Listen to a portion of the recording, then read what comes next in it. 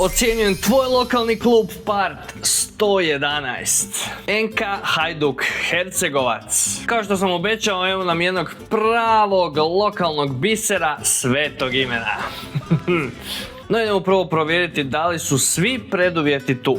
Blato, pa ajde, ovdje je grbavo, prirodan teren, bit će blato ovdje. Ograda je tu, pivica je tu, može. Osim prirodnog terena i ovog VIP dijela za navijače, Hajduk se služi i dugačkom prizemnicom koja očito ima sve potrebno za funkcioniranje jednog kluba. Sezonu je Hajduk počeo bome burno sa 2 utakmice, toplo hladno, prvi poraz u gostima 6-0, a nakon toga vikend iza pobjeda doma 4-0, tako da to je dovoljno za jednu zlatnu sredinu, no tek je počela sezona, pomalo, bit će sve ok.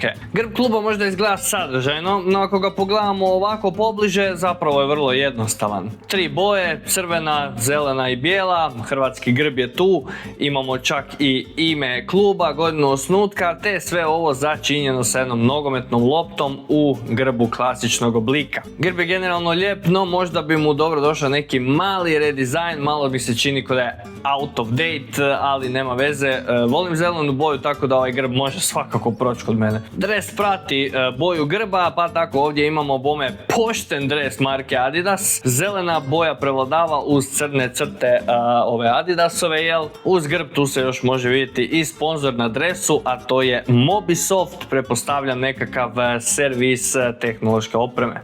Elektronika, mobitel, laptop, Ekipa u nedjelju igra protiv Sloge Bjelovar, tako da vidit ćemo u tom meču da li je bilo ovo prije 6-0 ili ovo 4-0, na kojem su dijelu igrači Hercegovca. Ako ste uporni ko svoji navijači u mojim komentarima, ja se onda ne bojim za vas. Hvala ekipa na praćenju i bome na ovoj upornosti koju ste pokazali. Ovo je zapravo tip kluba kakav tražimo, pravi onaj domaći lokalac, ne razumijete vi to. Baš se s ovim se može poistovjetiti, ovo je... A mi idemo dalje. Za prati, pomogli mi da dođem do toliko željenih 50.000 pratitelja. Ideni svoj klub, napiši da vidimo, pa daj da ga vidimo.